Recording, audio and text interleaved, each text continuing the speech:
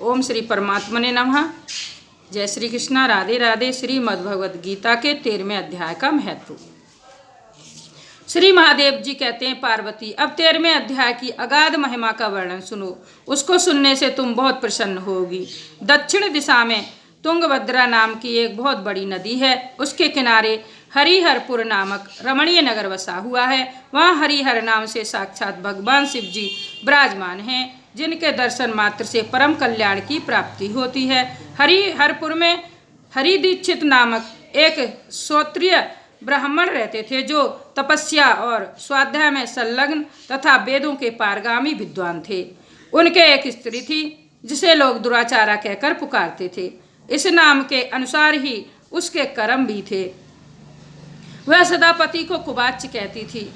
उसने कभी भी उनके साथ शयन नहीं किया। पति से संबंध रखने वाले जितने लोग घर पर आते, उन सबको डांट बताती और स्वयं कामोन्त होकर निरंतर व्यभिचारियों के साथ रमण किया करती थी।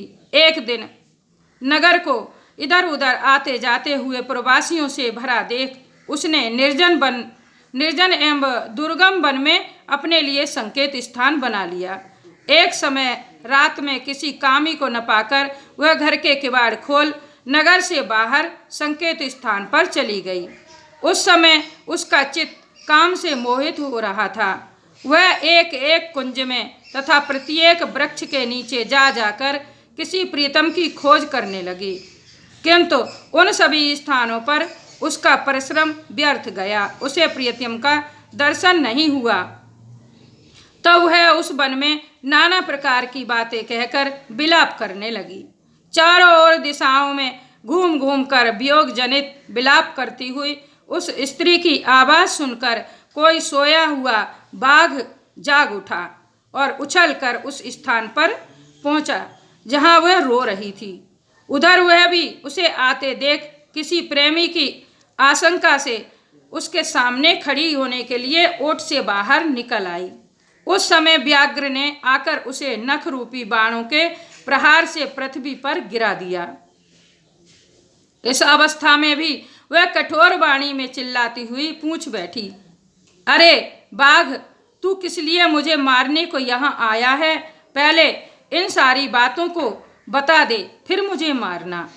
उसकी यह बात सुनकर प्रचंड पराक्रमी व्याघ्र क्षण भर के लिए उसे अपना ग्रास बनाने से रुक गया और हंसता हुआ सा बोला, दक्षिण देश में मलापहा नामक एक नदी है।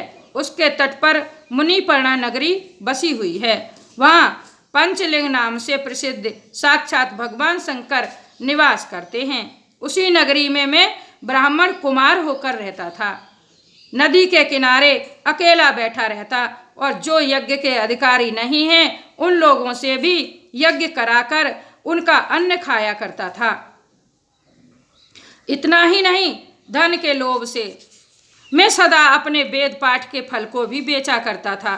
मेरा लोभ यहाँ तक बढ़ गया था कि अन्य भिक्षुओं को गालियाँ देकर हटा देता और स्वयं दूसरों को नहीं देने योग्य धन भी बिना दिए ही हमेशा ले लिया करता था। ऋण लेने के बहाने में सब लोगों को छला करता था। तदंतर कुछ काल व्यतीत होने पर मैं बूढ़ा हुआ। मेरे बाल सफ़ेद हो गए, आँखों से सूझता न था और मुंह के सारे दांत गिर गए।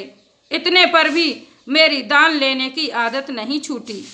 पर्व आने पर प्रतिग्रह के लोभ से मैं हाथ में कुछ लिए तीर्थ के समीप चला जाया करता था।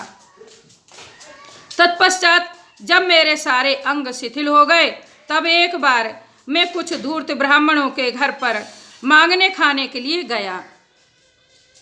उसी समय मेरे पैर में कुत्ते ने काट लिया। तब मैं मूर्छित होकर क्षण भर में पृथ्वी पर गिर पड़ा। मेरे प्राण निकल गए। उसके बाद मैं इसी व्याघ्र योनि में उत्पन्न हुआ। तब से इस दुर्गम वन में रहता हूँ तथा अपने पूर्व पापों को याद करके कभी धर्मिष्ठ महात्मा, यति, साधु पुरुष तथा सती स्त्रियों को मैं नहीं खाता। पापी, दुराचारी तथा उल्टा स्त्रियों को ही मैं अपना भक्ष्य बनाता हूँ। अतः उल्टा होने के कारण तू अवश्य ही मेरा ग्रास बनेगी। यूं कहकर वह अपने कठोर नखों से उसके शरीर के टुकड़े टुकड़े करके खा गया। इसके बाद यमराज के दूत उस पापनी को संयमनीपुरी में ले गए। वहां यमराज की आज्ञा से उन्होंने अनेकों बार उसे विष्ठा, मूत्र और रक्त से भरे हुए भयानक कुंडों में गिराया। करोड़ों कल्पों तक उसमें रहने के बाद उसे वहां से ले आकर 100 मनवंतर रोतक रौरव नरक में रखा। फिर चारों ओर मुंह करके दीन भाव से रोती हुई उस पापनी को वहां से खींचकर दहनानन नामक नरक में गिराया। उस समय उसके केस खुले हुए थे और शरीर भयानक दिखाई देता था।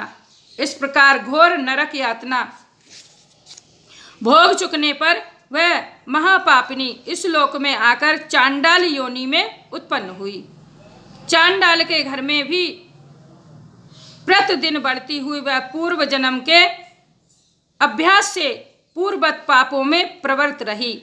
फिर उसे कोढ़ और राज्य क्षमा का रोग हो गया। नेत्रों में पीड़ा होने लगी। फिर कुछ काल के पश्चात वह पुनः अपने निवास स्थान हरिहरपुर को गई।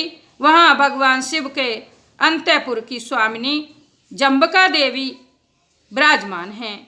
वहां उसने वासुदेव नामक एक पवित्र ब्राह्मण का दर्शन किया जो निरंतर गीता के 13वें अध्याय का पाठ करता रहता था।